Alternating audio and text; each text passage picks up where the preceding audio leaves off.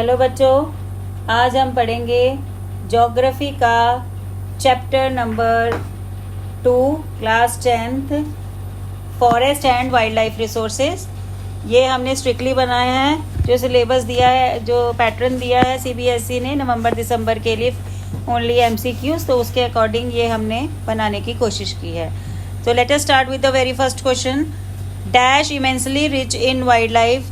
क्या चीज़ wild life में rich होती है, मतलब उसके अंदर वाइल्ड लाइफ भी होता है और कल्टिवेटेड स्पीशीज़ मतलब कि प्लांट्स भी होते हैं। उनके बहुत सारे फॉर्म्स और फंक्शंस होते हैं और ये एक दूसरे पे इंटरडिपेंडेंट होते हैं, मतलब एक दूसरे पे डिपेंड करते हैं। तो बायोडाइवर्सिटी हो गया कि biodiversity is immensely rich in wild life and cultivated species in the form and function but closely integrated in a system through multiple networks of interdependence. बड़े तरीकों से ये एक दूसरे के ऊपर डिपेंडेंट होती हैं। Second question, which of the species are critical. Critical हम किसे कहते हैं, जो कि एक्सटेंट होने का जिसको डर हो तो वो क्रिटिकल होती है। तो इसमें से हम देखते हैं कि कौन कौन सी स्पीशीज को ख़त्म होने का डर है। चीता को ख़त्म होने का डर है, बिल्कुल है। चीता एक क्रिटिकल यानी स्पीशीज में आता है। पिंक हेडेड डक भी एक क्रिटिकल स्पीशी में आती है। माउंटेन क्वेल भी हमारी क्रिटिकल स्पीशी में आती है। तो आंसर होगा ऑल ऑफ दी अबव। आपको ये अलग अलग भी याद होना चाहिए क्योंकि क्वेश्चन जो है वो अदर वे राउंड भी आ सकता है। तो चीता, पिंक हेडेड डक और माउंटेन क्वेल तीनों ही क्रिटिकल स्पीशीज हैं। नेक्स्ट क्वेश्चन है, which of the species are critical. फिर से वही है, इसमें से कौन सी स्पीशीज जो है वो क्रिटिकल हैं। फॉरेस्ट स्पॉटेड आउलेट, मधुका इनसिग्नस, हुबर्डिया हेप्टान्यूरॉन, ये तीनों जो हैं ये भी जो स्पीशीज हैं ये भी क्या हैं, क्रिटिकल हैं। इनको भी ख़त्म होने का डर है। तो इसका भी आंसर क्या होगा, all of the above. Next question है, what is the full form of IUCN। IUCN की फुल फॉर्म क्या होती है, international union for conservation of nature and natural resources. तो A is the right answer. I stand for international union, for C stands for conservation and stand for nature and natural resources. So A is the right answer. Species whose population level are considered to be normal for their survival. जो species, ऐसी species जो अर्थ के ऊपर जिनकी अभी तक जो count है वो नॉर्मल है, पॉपुलेशन जो है वो नॉर्मल है, ऐसी स्पीशीज़ का नाम होता है नॉर्मल स्पीशीज़। तो ये आपको अच्छी तरह से पता होना चाहिए।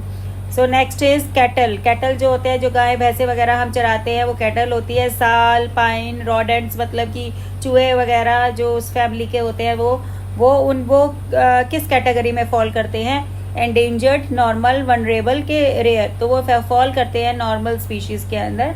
ये नॉर्मल है, इनका नंबर अभी तक हमारी अर्थ के ऊपर। नेक्स्ट है 7 species which are danger of extinctions are. जिनको डेंजर है एक्सटिंक्ट होने का, जो बिल्कुल किनारे पे खड़ी हैं, थोड़ा सा और कुछ हुआ तो वो एक्सटिंक्ट हो जाएंगी। तो such type of species are known as endangered species.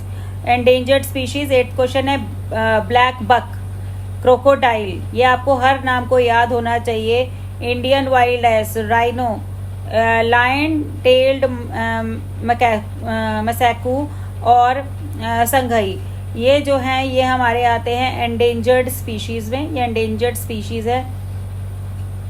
9th जो है, द स्पीशीज़ हुज पॉपुलेशन है decline to the level from where they are likely to move into the endangered species. मतलब अब वो बिल्कुल ही किनारे पे खड़े हैं, उन पे तलवार लटक रही है, अब थोड़ी सी और कम हुई, हमने नेगेटिव फैक्टर्स को कंटिन्यू रखा, जैसे पोचिंग को, हंटिंग वगैरह को हमने कंटिन्यू रखा नेगेटिव फैक्टर्स को, तो वो जो स्पीशीज़ हैं वो एंडेंजर्ड स्पीशीज़ में एंटर कर जाएंगी। तो वो वाली स्पीशीज़ होती है, उसको बोलते हैं वनरेबल स्पीशीज़। अगला है ब्लू शिप, एशियाटिक एलिफेंट। ये आपको एक एक नाम जो है वो अलग से याद होना चाहिए। Blue ship, Asiatic elephant, Gangetic dolphins, ये एग्जाम्पल हैं आपके वनरेबल स्पीशीज़ के। वनरेबल स्पीशीज़ के अंदर आते हैं जिन पे तलवार लटक रही है कि थोड़े और कम हुए तो ये एंडेंजर्ड स्पीशीज़ में आ जाएंगे। अब जो हमारा 11th क्वेश्चन है वो है स्पीशीज विद स्मॉल पॉपुलेशन। जो स्पीशी जिसकी पॉपुलेशन क्या होती है, स्मॉल होती है, मे मूव इनटू एंडेंजर्ड और वनरेबल स्पीशी कैटेगरी। बिल्कुल स्मॉल पॉपुलेशन होती है और हो सकता है वो थोड़े टाइम बाद एंडेंजर्ड या वनरेबल स्पीशीज में आ जाएं अगर नेगेटिव फैक्टर्स कंटिन्यू रहें। तो उस स्पीशी को बोलते हैं हम रेयर स्पीशी। क्या बोलते हैं, रेयर स्पीशी। अब आपको इसके अगेन एग्जाम्पल्स का एक एक नाम याद होना चाहिए, क्योंकि हमें क्वेश्चन किसी तरह से भी पूछा जा सकता है. Brown bear, wild Asiatic buffalo, desert fox, hornbill are the examples of. ये जो सारे के सारे एग्जाम्पल्स हैं वो रेयर स्पीशीज के एग्जाम्पल्स हैं. तो आपको हर एक का नाम बाय हार्ट होना चाहिए, तभी हम क्वेश्चन के आंसर्स अच्छी तरह से दे पाएंगे. 13th क्वेश्चन है, species found after searches of known unlikely areas where they में अकर आर. अब कोई स्पीशी है वो एक जगह पर जहाँ पर पहले मिला करती थी या जहाँ पर उसके चांसेस है मिलने के वहाँ पर नहीं मिलती है, तो उसको हम बोलते हैं एक्सटेंट स्पीशीज. एक्सटेंट स्पीशीज बोलते हैं हम उसको. Asiatic cheetah, pink headed duck, ये हमारी एक्सटेंट स्पीशीज हो चुकी हैं. वर्ल्ड का फास्टेस्ट मैमल कौन सा है? वर्ल्ड का फास्टेस्ट मैमल है चीता.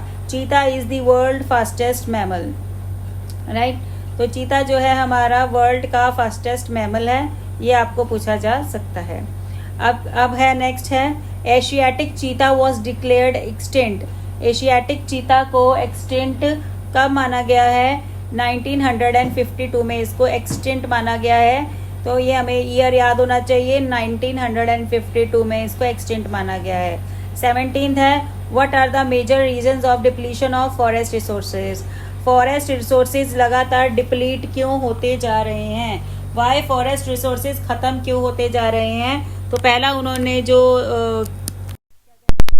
रीजन दिया है वो है expansion of railway agriculture during colonial period. अब जब हमारे देश में अंग्रेजों ने राज किया था तो उस पीरियड को हम कॉलोनियल पीरियड कहते हैं.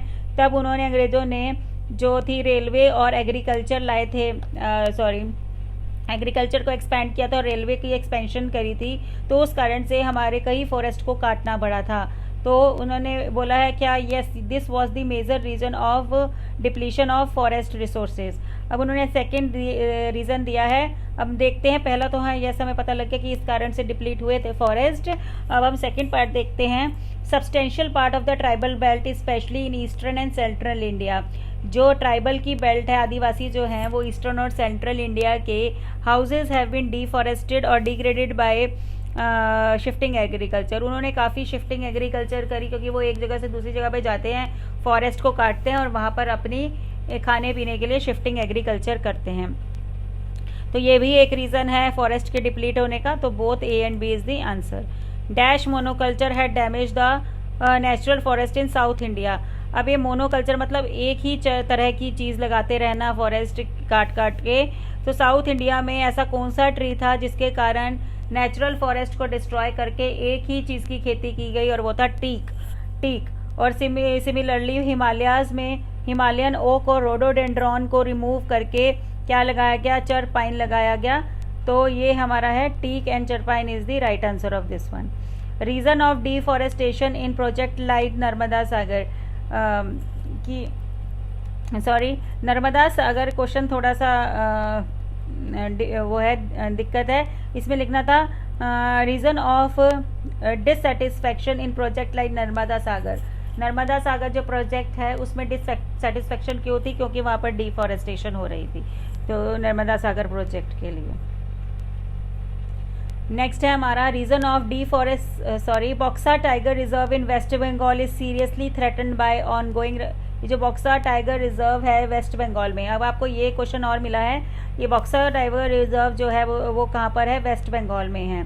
इसमें दिक्कत क्यों आ रही है? वहाँ पर डोलोमाइट माइनिंग होती है, जिसके कारण नुकसान होता है, इसीलिए वहाँ पर दिक्कत आ रही है. तो dolomite mining is the right answer. In the view of forester and environmentalist regarding the degrading factors behind the depletion of forest resources. अब फॉरेस्टर्स या एनवायरमेंटलिस्ट क्या सोचते हैं कि डिप्लीट क्यों हो रहे हैं, फॉरेस्ट ख़त्म क्यों हो रहे हैं उसके रिसोर्सेज? ड्यू टू ग्रेजिंग के कारण. ग्रेजिंग मतलब कि जब हम गाय भैंसों को चराने जाते हैं तो उसके कारण ये ख़त्म हो रहे हैं. और जो लोग वहाँ से फ्यूल कलेक्ट करते हैं, कोई लोग रोटियां वगैरह बनाते हैं, खाना बनाते हैं वुड के ऊपर, तो कलेक्ट वो फॉरेस्ट से करके लाते हैं, तो फ्यूल फूड कलेक्शन के वजह से ख़त्म हो रहे हैं. बिल्कुल सही बात है, ये this is one of the reason.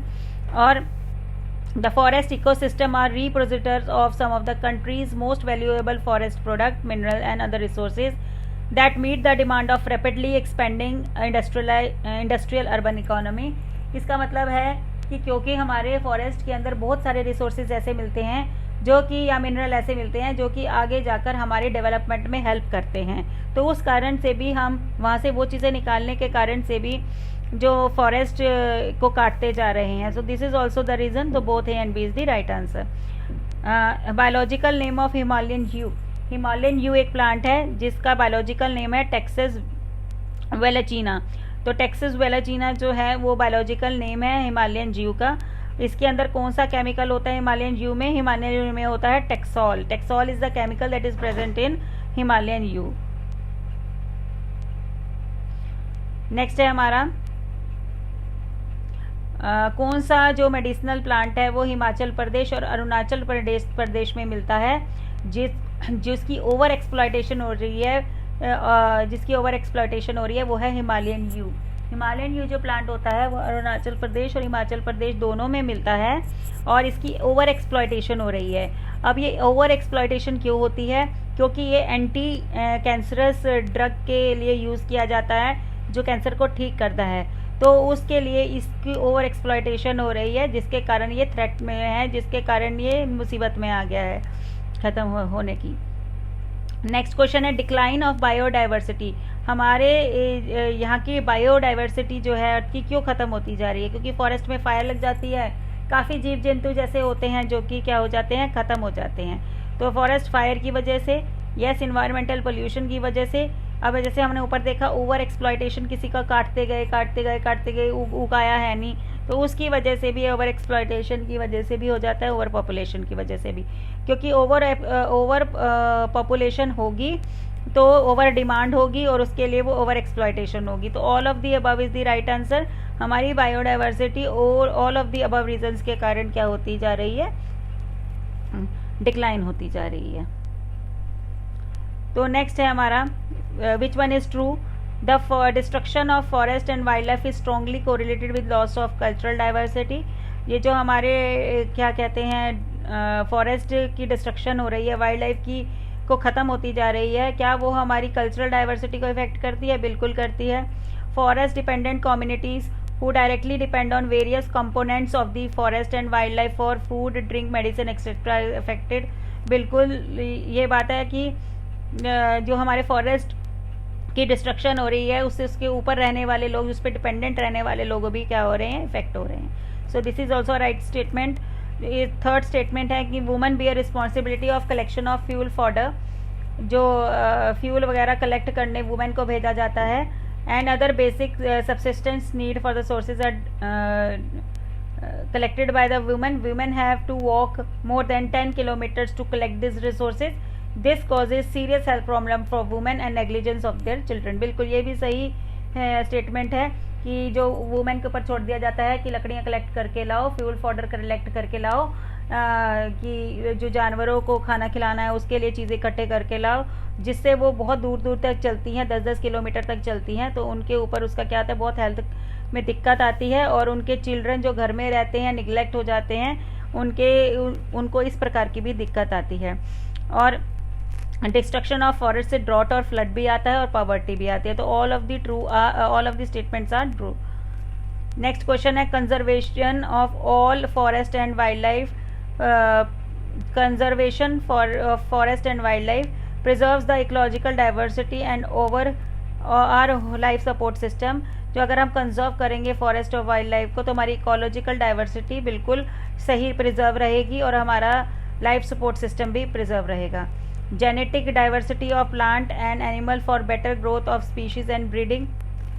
ये हमारी जेनेटिक इंडस्ट्री ऑफ प्लांट को भी, मतलब कि जीन्स को प्रिजर्व रखता है। अगर कोई चीज़ें अगर हम कंजर्व रखेंगे फॉरेस्ट को, जो चीज़ें एक्सटेंट हो रही हैं वो एक्सटेंट नहीं होंगी क्योंकि हम मेजर्स ले रहे हैं उसको ठीक करने के लिए, तो उसके जो जीन्स हैं वो वहीं पर सुरक्षित रहेंगे, तो उसकी जनसंख्या बढ़ती रहेगी। तो इस तरह से प्रिजर्व करता है और both hand A and B दोनों तरीके से कंजर्वेशन ऑफ फॉरेस्ट जो है वो हेल्प करती है। नेक्स्ट क्वेश्चन है Indian wild life protection act was implemented in 1972 में ये लागू किया गया था। Indian wild life protection act. What was the basic aim of Indian wild life act? Indian wild life act जो लाया गया था, इसका बेसिक एम क्या था? जो बची हुई स्पीशीज़ हैं उसको सेव करना और लीगल प्रोटेक्शन देना, वाइल्ड लाइफ को बैन करना, हंटिंग को बिल्कुल, और restrict trade in wild life की जो ट्रेड करते थे, मार के उनको बेच के इधर उधर करते थे, उसको भी रिस्ट्रिक्ट कर दिया। तो ये ऑल ऑफ दी अबव इसका आंसर है। ये सब काम किए थे इंडियन वाइल्ड लाइफ एक्ट में, सारे पॉइंट्स थे। उन्होंने बची हुई स्पीशीज़ को सुरक्षित रखने का भी काम किया था, ये लीगल प्रोटेक्शन भी दी थी, habitats of wildlife, banning hunting और restrict trade in wildlife, ये सारे काम इन्होंने किए थे। तो all of the above will be the answer. The threat to tiger population is because of poaching for trade. देखो, टाइगर की पॉपुलेशन जो है वो कम क्यों होती जा रही है? वो कम इसलिए होती जा रही है कि इल्लीगल हंटिंग होती है। पोचिंग का मतलब इल्लीगल हंटिंग होती है ट्रेड के लिए। उनका हैबिटेट श्रिंक होता जा रहा है क्योंकि हम फॉरेस्ट काटते जा रहे हैं, जंगल ख़त्म करते जा रहे हैं, तो उनका हैबिटेट भी श्रिंक होता जा रहा है, जिसके लिए वो उनकी जो जान है वो मुसीबत में आ गई है। Depletion of prey based species, जो प्रे बेस्ड स्पीशीज़ हैं वो ख़त्म होती जा रही हैं और ह्यूमन पॉपुलेशन बढ़ती जा रही है, तो डिमांड भी बढ़ती जा रही है। तो all of the above is the answer. Tigers को इन सभी कारणों से क्या है, दिक्कत है। 31st question, which two countries provide habitat to 2/3 of the surviving population, tiger population in the world? India और नेपाल दो ऐसे कंट्रीज हैं जिसके अंदर टोटल टाइगर पॉपुलेशन का 2/3 हिस्सा रहता है। तो ये हमारा था 31st question. Now 32nd question is project tiger campaign was launched in 1973। Tiger का कैंपेन कब लॉन्च हुआ था? 1973 में। Match the following. अब ये हमें नेशनल पार्क दे रखे हैं और हमने इसको मैच करना है। कॉर्बेट नेशनल पार्क जो है वो उत्तराखंड में है, सुंदरबन नेशनल पार्क जो है वो वेस्ट बंगाल में है, बंधवगढ़ नेशनल पार्क है वो एमपी में है, Sariska wild life sanctuary Rajasthan में है, मानस टाइगर रिजर्व जो है वो असम में है और परियार टाइगर रिजर्व जो है वो केरला में है। सो 34 क्वेश्चन जो है ये आपको हर हाल में जो है वो याद रखने हैं कि कॉर्बेट नेशनल पार्क कहाँ है? उत्तराखंड में, सुंदरबन नेशनल पार्क है वेस्ट बंगाल में, बंधवगढ़ नेशनल पार्क है आपका एमपी में, सिरस्का राजस्थान, मानव टाइगर रिजर्व असम में और परियार जो है वो केरला में है। कहीं कोई भी आ सकता है इनके अंदर से। Dash forest as regarded as the most valuable as far as conservation of forest and wild life resources are concerned. कौन से फॉरेस्ट हैं वो सबसे वैल्यूएबल माने जाते हैं? वो है हमारे रिजर्व फॉरेस्ट। रिजर्व फॉरेस्ट को सबसे वैल्यूएबल फॉरेस्ट माना जाता है जहाँ तक कि कंजर्वेशन और फॉरेस्ट जो है वो कंसर्न्ड है। और इसमें हाफ ऑफ दी जो रिजर्व फॉरेस्ट है वो half of the total forest जो है वो हमारे किस में आते हैं? रिजर्व फॉरेस्ट में आते हैं। 1/3 जो है वो हमारे प्रोटेक्टेड फॉरेस्ट में आते हैं। तो ये आ गया almost 1/3 of the total surface area is protected forest. Half जो है वो इसमें है और उसमें से 1/3 जो है वो उसमें से किस में है? प्रोटेक्टेड में है। The land of this forest are based land belonging to both government and private individual and communities. ये कौन से फॉरेस्ट होते हैं जिसमें लैंड जो है उसकी फॉरेस्ट की लैंड लोगों की भी होती है और गवर्नमेंट की भी होती है, जिसे बोलते हैं अनक्लास्ड फॉरेस्ट। नेक्स्ट क्वेश्चन है, the land of these forest are based land belonging to both government, अभी हमने किया अनक्लास्ड फॉरेस्ट।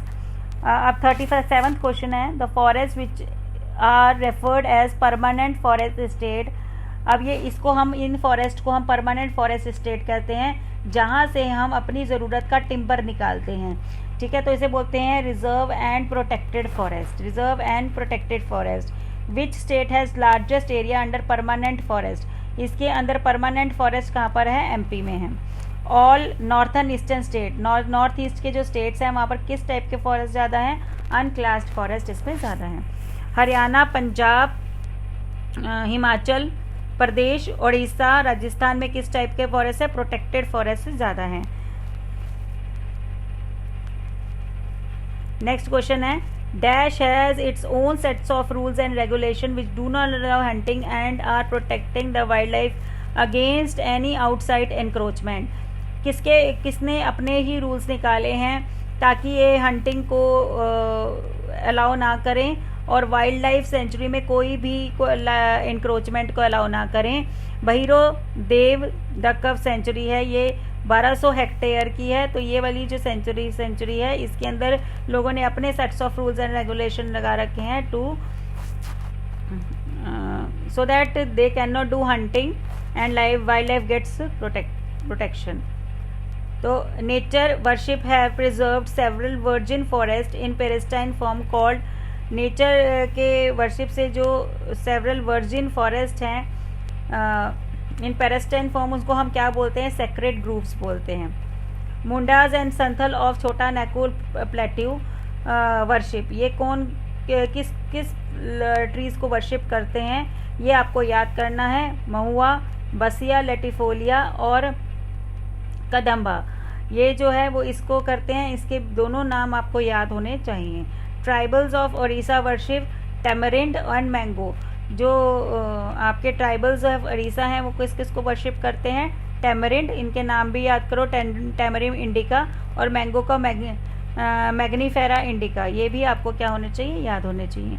बीज बचाओ आंदोलन इन तेहरी एंड नवदन्या हैज शोन, इनका क्या एम था, adequate level of diversified crop production without use of synthetic chemical, forest conservation, preservation of natural resource की नन ऑफ दी अबव। इसका जो एम था बीज बचाओ आंदोलन और नवदन्या का कि डाइवर्सिफाइड क्रॉप प्रोडक्शन हो लेकिन हम कोई भी केमिकल यूज़ ना करें।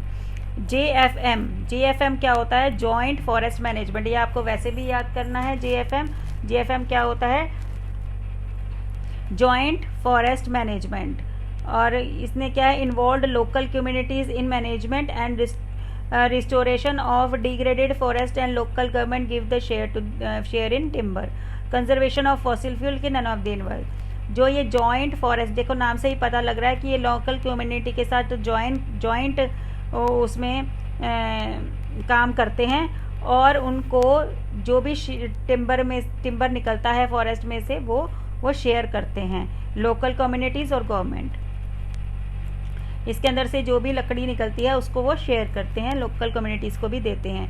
The tree in the peculiar organism of unlimited and benevolence and makes no, ये जो लाइन्स है वो किसने बोली हैं, गौतम बुद्धा ने बोली हैं।